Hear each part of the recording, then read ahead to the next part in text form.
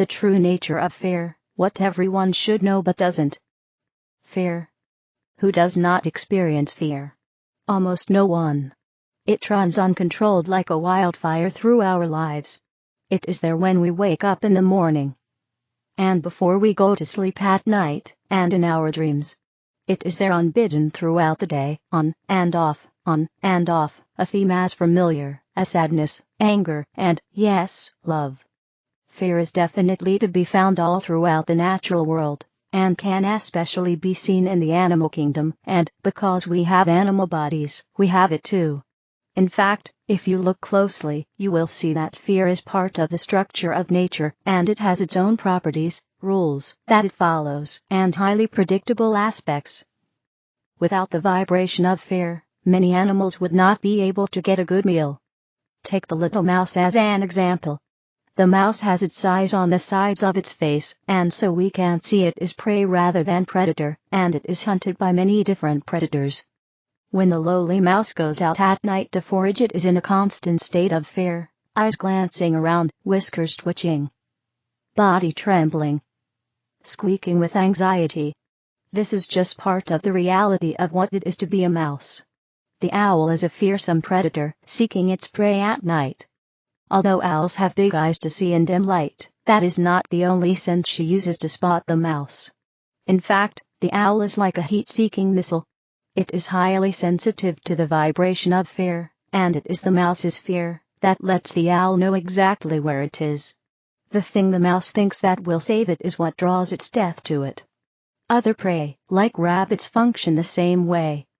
Since they are designated by nature to be eaten by larger predators, they are designed with a fear response that makes them noticeable to the predator. They are usually assured of a swift and merciful death. In fact, mice and rabbits are both very loosely tethered to their bodies, so they can vacate them within a second's notice. This is nature's way. What if there were a mouse that had no fear whatsoever of predators? The owl would not be interested in that mouse, because in their estimation it would not be acting like a real mouse.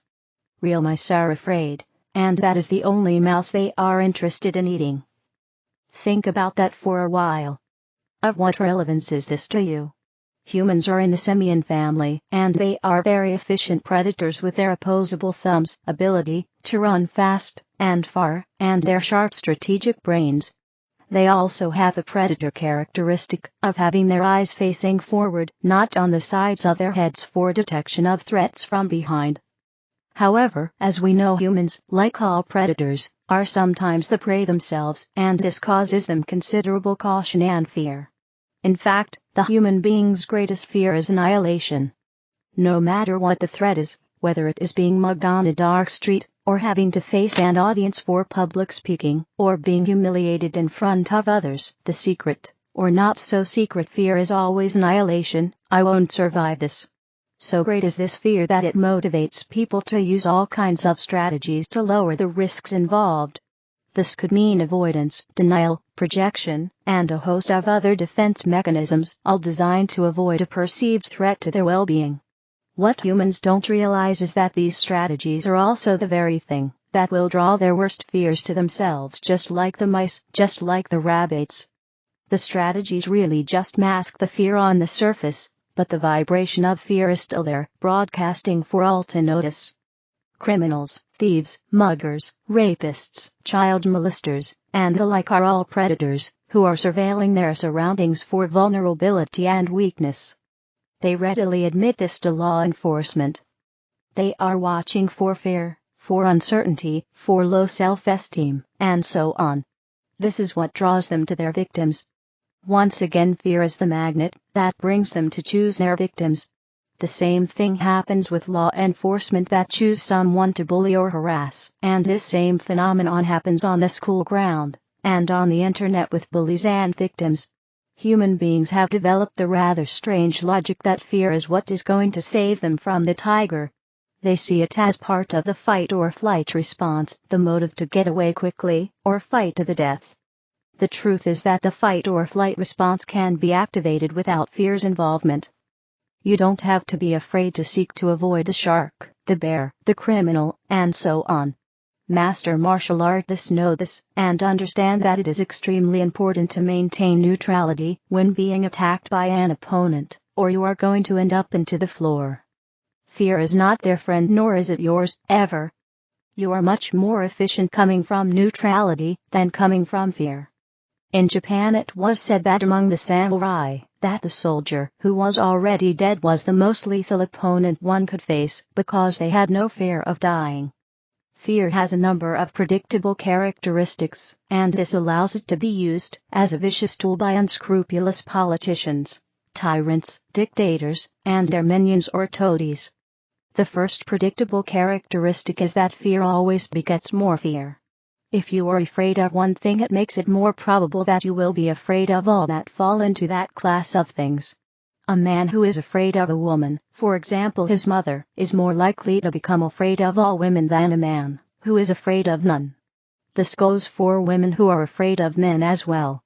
If a dog has bitten you, as a child, and you became afraid of dogs in general, this is going to make a significant impact on your life, even though it is mostly illusion. All dogs are not likely to bite you. Even so, it is true that people who are afraid of animals are more likely to be attacked by animals because the fear transfers to the animal and it becomes more afraid and bites to protect itself.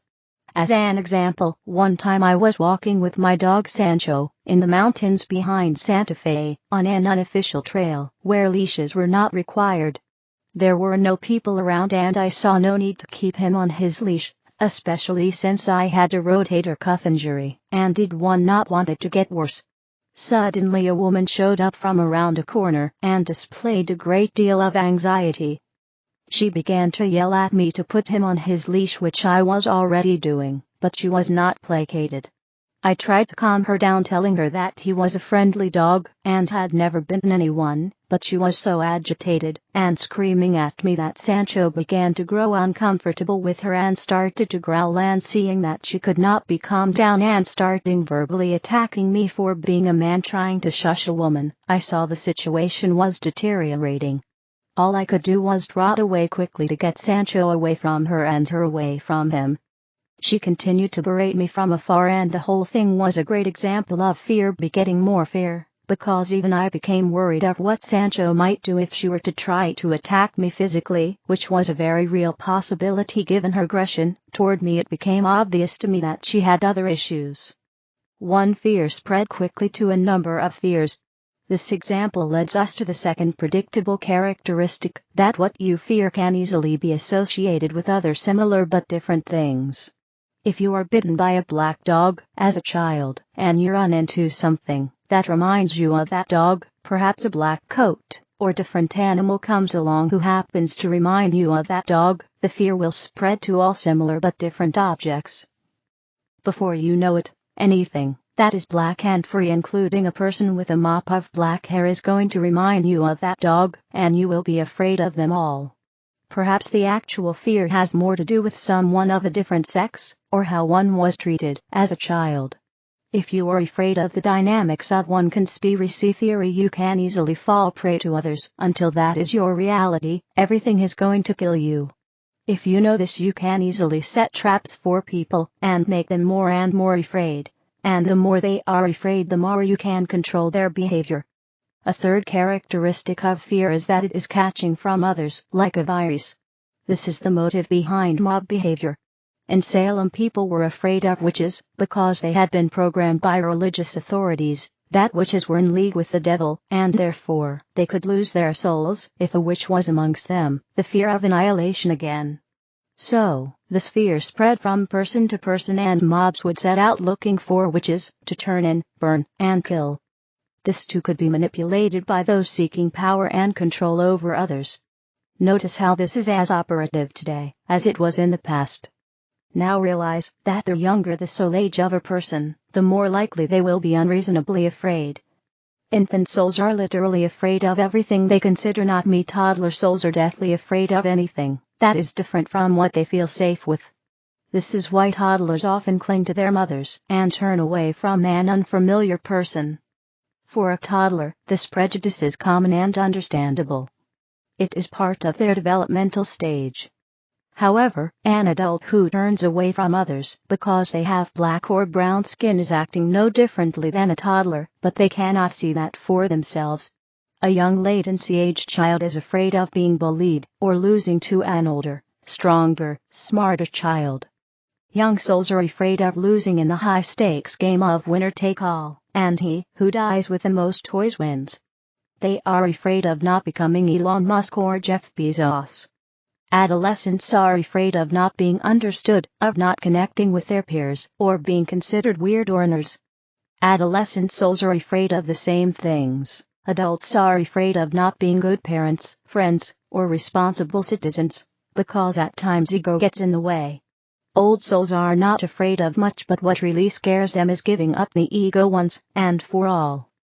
Notice that every one of them is afraid of annihilation one way or another.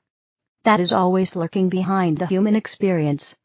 The cure for the fear of annihilation is to finally get annihilated and find out that it didn't hurt, it didn't actually work, and that you are perfectly fine without the burden of an ego that is constantly threatening you. This is where the Taoist sage laughs long and hard.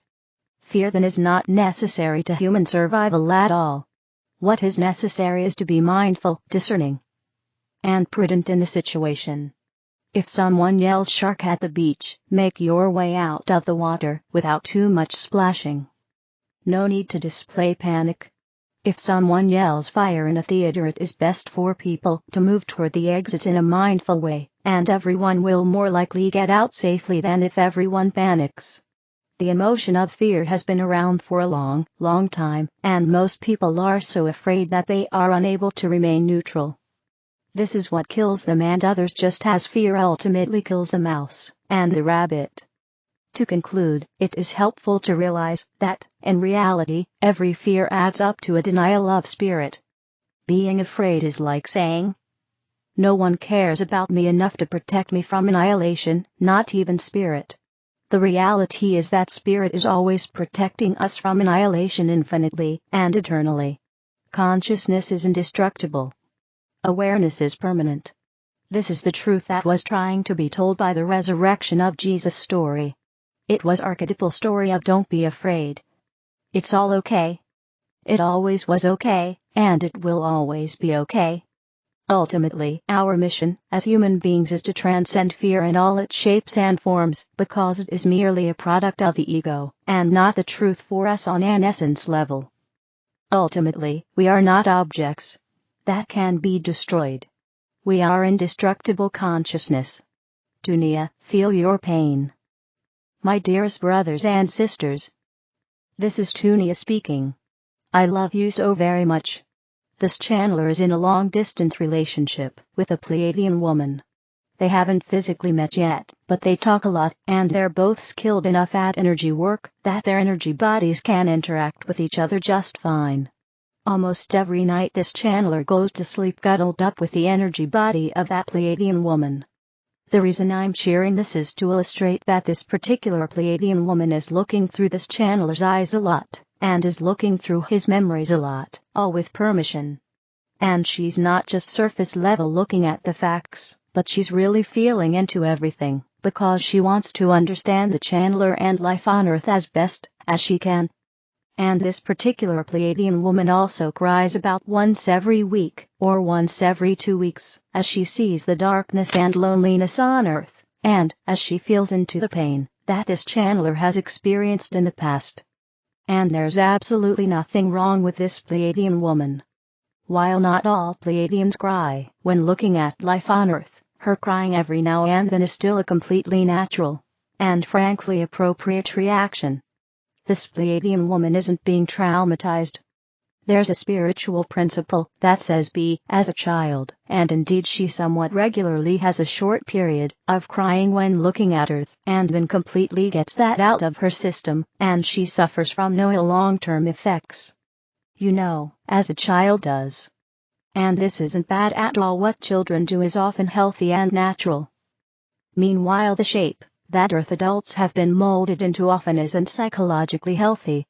Her crying initially made this channeler highly uncomfortable, but he since learned that there's nothing wrong with crying, and that there's nothing wrong with her, and that her crying doesn't mean that he failed, or did something wrong, or that he needs to go fix some problem. In fact, all is as it should be.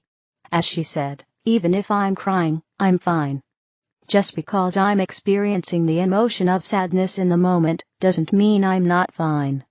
After all, you don't ask what's wrong if someone went to the bathroom in an ordinary way, right? It's understood that going to the toilet is just a thing that keeps you healthy. There's nothing wrong with going to the toilet, in fact not doing so is weird and unhealthy. Similarly, there's no need to ask what's wrong if someone is crying. There's nothing wrong with them, they're just relieving themselves by crying and keeping themselves healthy in the process. In fact, sometimes she cries about something, and that causes him as well to deeply feel his pain. And he heals, and opens up a bit more because of that. So, if even someone who isn't living on Earth, but is merely observing life on Earth feels the urge to cry pretty frequently about the situation that's going on, well, then I imagine that most people on Earth are in deep pain themselves. Which, again, is entirely understandable given the state of Earth. Obviously people and people's circumstances are different. Yet I believe that most people on Earth simply aren't feeling their pain, and are suppressing it, at least some of the time. Including most spiritual people. And I think this leads to people being blocked emotionally or spiritually, it leads to people feeling despair, it contributes to physical and mental unwellness, it leads to people engaging in addictions and distractions, and it leads to people harshly judging others and demanding that the external world be fixed so that they can finally feel happy. So if you do feel despair, if you do feel the urge to engage in addictions, or eat unhealthy foods, or distract yourself, if you do feel the urge to not just disagree, but in fact to harshly judge other people, and point the finger outward, and demand that other people fix the world for you, then quite possibly there's pain in you that you are not feeling. Every time you feel the urge to point the finger outwards, look inwards instead. Every time you feel so-called negative emotions, look inwards. Fully observe what's going on inside you, because those negative emotions will pass quite quickly once they have been fully observed and accepted and acknowledged. If you feel your pain, it doesn't turn into suffering. And I get it. There's so much darkness and pain on your world that subconsciously it might feel easier to just suppress it at least part of the time and get on with your life. Yet, suppressing your pain is profoundly unhealthy in the long term. So, feel your pain. You don't need any special technique for that.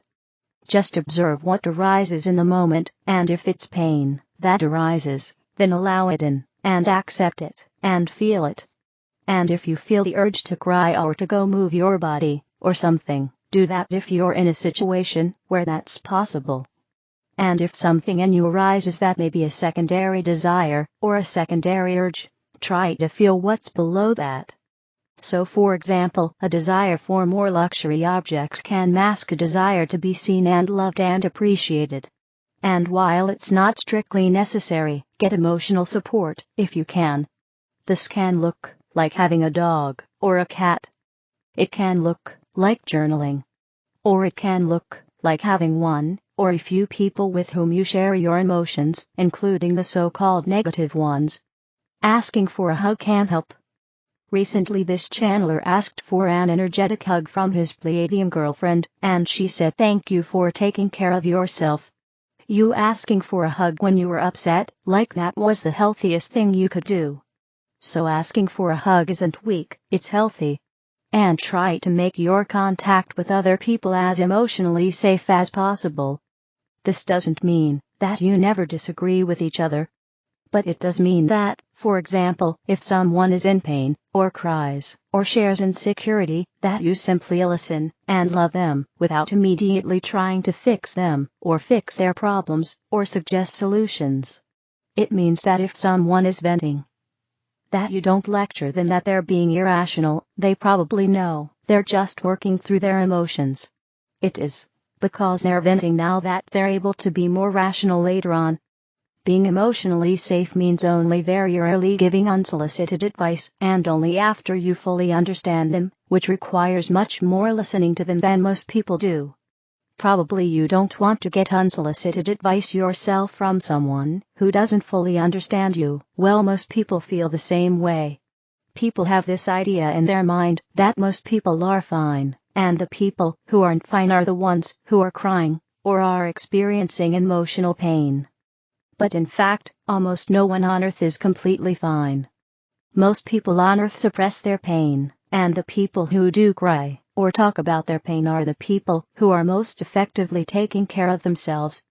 After all, a person who genuinely is completely fine and isn't in any pain whatsoever, and who doesn't have any old unresolved pain, is a person who radiates love and who has significant psychic abilities unlocked. Sure, there are a couple of people like that on Earth, such as accomplished spiritual masters, but it's a small minority. The average spiritual person isn't like that yet.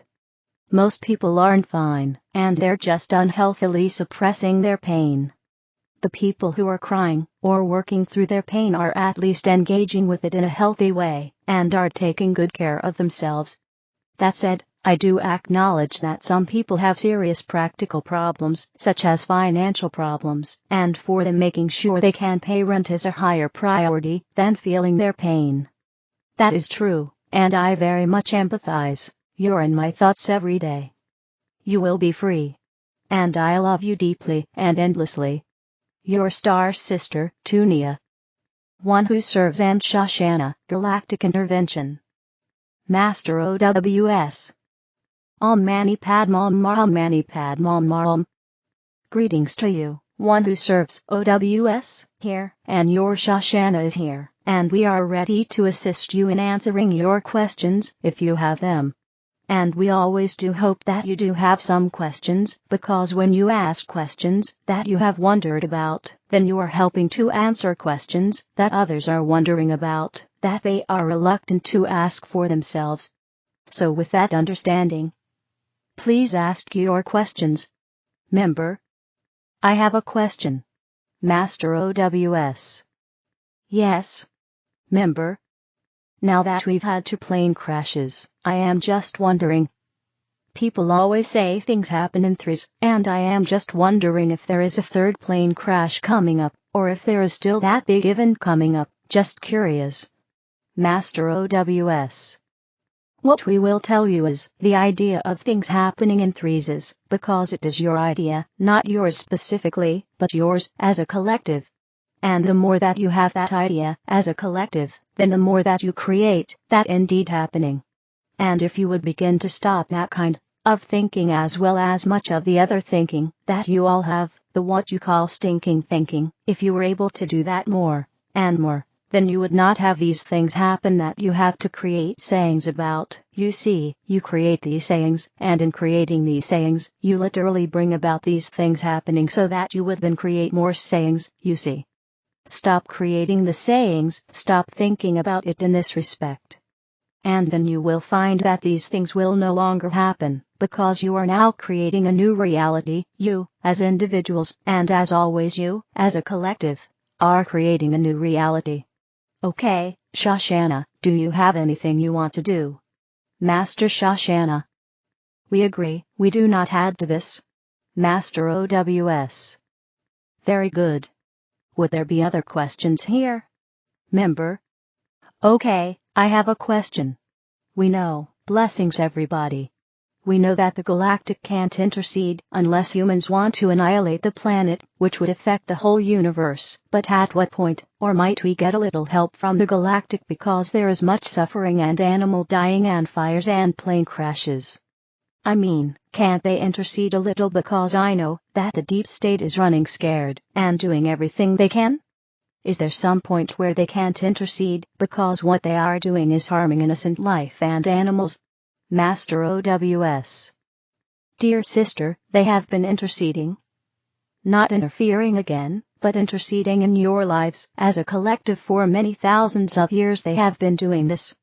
Most times invisible to the eye that cannot see, but we will tell you now that there are more and more eyes that are able to see, more and more ears that are able to hear and understand what is really happening here. What you call behind the scenes. Much has been happening behind the scenes, and there has been much interceding by those of your brothers and sisters from the stars for a very long time, as we say here. So know that it will not only continue, but it will increase in intensity here as things continue to move on, because you are moving up into higher vibrational frequencies, closer and closer to match their frequencies, and as you move closer to their frequency they can intercede even more, you see. That is how it works. If you were to be on the old biblical timeline, those of the dark forces of what they were wanting to keep you in control, then they would not have been able to intercede as they have been at this point now. So know that it will increase greatly all the way to the point of showing themselves fully. That is coming, but we cannot give any time frames or anything more on that at this point, because as we always say, we do not want to spoil the surprises for you. Shoshanna, do you have anything you add here? Master Shoshanna.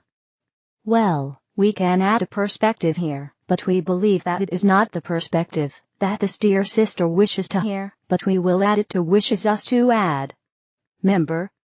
Of course, go ahead. Master Shoshanna. Dear sister, we find that the discussion that your group has had has defined the characterization of the planet Earth and what occurs here. We would ask you a question.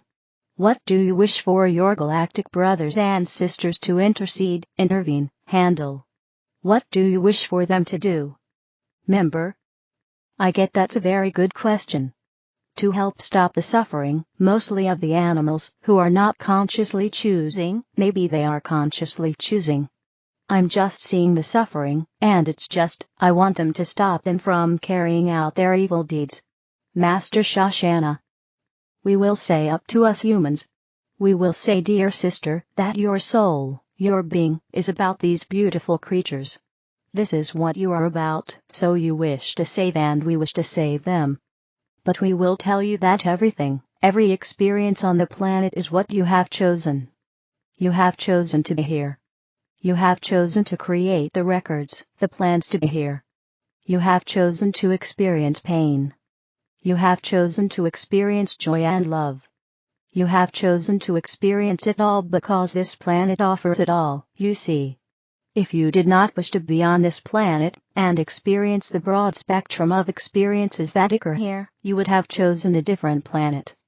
Your soul would not have made a choice to be here. This is a difficult answer, you see, because this is not the one anyone wants to hear. But the truth is, all of this has been chosen by you, by your soul, by your other humans that exist here, to have a full understanding of all the relevant divine emotions that are required to balance the soul, such as compassion, such as love, such as understanding. And we feel this from you. And we wish that no what you call innocent life must be extinguished. But it is their sacrifice that assists your soul. And we will tell you that all of them and all of you are eternal beings. And this is just one experience you are having on this planet. Now, the galactic minds of the galactic beings cannot take that away from you, because it was your choice, you see. If they take something away from you, that takes your choice away, then the karma is severe for them, you see. So they must abide by that. That does not mean that you cannot ask, that you cannot receive help, because you do. Every day on this planet, there is assistance, there is help in ways that absolutely not understand, because it is not a direct correlate. It is not a direct experience for them, but every day this occurs. You see, the whole country could burn down, but that is not what they want for you. So we must say, remember that you have chosen this from your own fulfillment. And for the fulfillment of all other cultures here, we hope that this helps. Namaste. Member. Thank you so much. Master OWS. Yes. We apologize here for this one is unable to control this cough here at this point. So we need to release channel here. Please, Shoshanna, do you have a parting message here? Master Shoshanna. We wish to say to all of you that you are on the right track. You are amazing beings that ask the important questions, that explore the important subjects, the important topics, to fulfill your soul's journey, to fulfill your path, your journey, to a higher level of understanding, to a higher level of consciousness. You are all doing that. You are all participating in that, and we applaud you for that. Understand that this experience, as in all experiences, is temporary, and you will move forward in consciousness and understanding. And you will see all of your loved ones once again. You will be reunited with all of your animals, with all of your pets. You will find an elevated consciousness waiting for you, as you have worked on this diligently. Namaste. Master OWS. Very good. And we simply close with, just work on, as Archangel Michael has given, as your discussion was earlier, mastering the illusion. Shanti, peace be with you, be the one. Source: arrayofflight.com. The other videos are in the English video playlist. Help me spread the light, click like, share, and subscribe to the channel. Thank you.